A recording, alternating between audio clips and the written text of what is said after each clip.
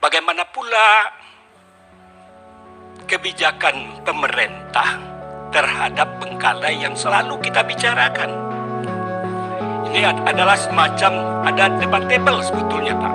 Kasihan kita kalau kita pergi ke kampung-kampung itu, Pak. Tenaga honor itu tidak sesuai dengan UMR yang diterapkan, jauh. Harapannya adalah jadi pegawai negeri. Taruhlah P3K. Tetapi kalau memang beliau katakan, Pak, kalau kami diadu dengan anak-anak yang baru tamat, kami nggak mengerti komputer, pasti kalah. Akan diagendakan atau tidak? Tadi saya sampaikan bahwa nanti kalaupun itu kita terima, nanti kita bahas rapat internal mau diterusin apa enggak gitu. Berarti rapat ini kita tetap jalankan. Silakan Pak Kepala BKN. Interupsi pimpinan. Silakan Anwar. Terima kasih pimpinan, Pak Menteri, Pak Kepala BKN dan Pak Kepala KSN dan semua jajaran yang hadir. Sehubungan dengan apa yang disampaikan Pak Wahyu, saya ingin menambah satu lagi Pak sebelum kita lanjut acara ini. Saya hanya ingin mengingatkan kepada kita hasil rapat kita. Di dalam salah satu poin kesimpulan kita, itu disebutkan di poin 3, Komisi 2 mendukung Kementerian PAN RB BKN pengadaan CPNS PPK tahun 2021 yang dilakukan untuk memenuhi kebutuhan ASN nasional dengan menyediakan alokasi formasi untuk tenaga honorer. Beberapa hal yang perlu diperhatikan dalam penetapan formasi CPNS dan PPK tahun 2021. Ketersediaan alokasi formasi bagi ex tenaga honorer kategori 2 yang di dalamnya dapat mengakomodir bukan hanya tenaga pengajar, tenaga kesehatan, dan tenaga penyuluh pertanian, tapi juga tenaga administrasi dan tenaga teknis lainnya.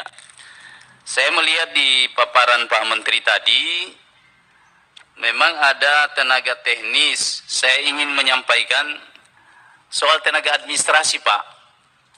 Saya ingat betul data terakhir, Pak. Waktu itu saya masih di daerah, Pak. Bupati waktu itu. Tahun 2014 itu ada masih tersisa kurang lebih sekitar 392.000. Mohon maaf Pak Anwar. Ya, enggak, saya mau tanyakan ini Pak, ya, supaya kita tahu ini karena di paparan ini saya tidak melihat itu tindak lanjut hasil pertemuan kita ini. Iya, ini kan belum selesai Pak. Iya, tapi kan ini tadi sudah dipaparkan Pak. Iya, ini ada Pak Kepala BKN belum, kemudian Pak KSN belum. Jadi nanti yang Bapak sampaikan itu akan saya sampaikan Bapak yang pertama nanti nyampaikan. Gitu Pak? Iya. Ya. Terima kasih. Silakan Pak Kepala BKN. Terima kasih Bapak Pimpinan. Saya izin membuka masker. Assalamualaikum warahmatullahi wabarakatuh. Selamat siang, salam sejahtera bagi kita semua. Yang terhormat pimpinan, ketua dan wakil ketua, serta anggota Komisi 2 DPR RI, yang terhormat Bapak Menteri PAN RB beserta jajaran, yang terhormat Ketua KSN beserta jajaran. Sesuai dengan undangan DPR Komisi 2, pada hari ini adalah pembahasan tentang rekrutmen CPNS tahun 2021.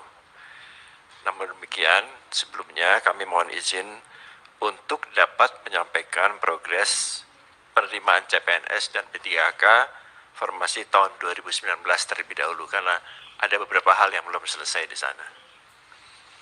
Bapak pimpinan dan anggota Komisi 2 yang kami hormati, berikut adalah gambar grafik jumlah PNS di Indonesia dalam waktu kurun 10 tahun terakhir.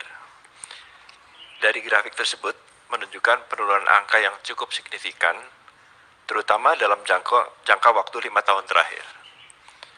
Sejak tahun 2015, jadi sejak tahun 2015 hingga 2020 ini penurunan jumlah PNS-nya cukup signifikan.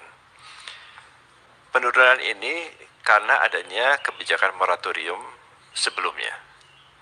Namun demikian, pemerintah tetap berusaha menjaga kebutuhan ASN secara nasional, terutama untuk jabatan tenaga pendidik, tenaga kesehatan, dan juga kebutuhan ASN di daerah 3T, terdepan, terpencil, dan tertinggal,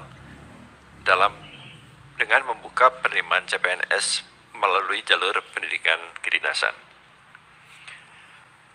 Pada pengadaan CPNS formasi tahun 2019, pemerintah membuka 150.315 formasi untuk 521 instansi, baik di pusat maupun di daerah. Berdasarkan data di BKN, jumlah peserta lulus sebelum dilakukan optimalisasi atau lulus murni adalah sebesar 129.815. Optimalisasi adalah langkah pemerintah untuk mengisi kekosongan formasi jabatan.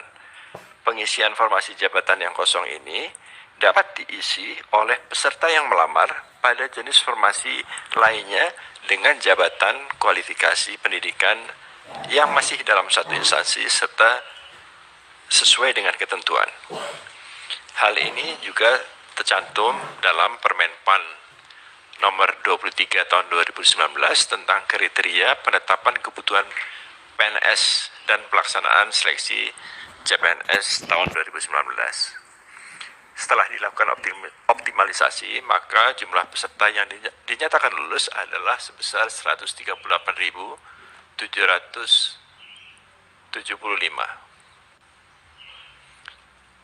Sehingga terdapat 11.540 formasi yang kosong pada penerimaan CPNS formasi tahun 2019. Jadi tidak semuanya bisa terisi untuk tahun 2019.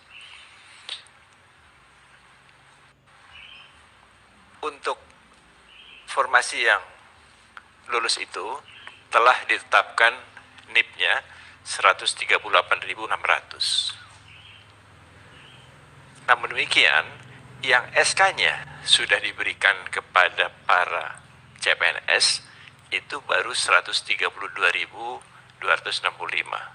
Jadi ada sekitar 6.000 SK CPNS yang belum diserahkan oleh pejabat pembina kepegawaiannya kepada para CPNS itu. Kami sedang mengejar dan menanyakan kenapa sejumlah 6.000 SK itu belum diberikan kepada CPNS.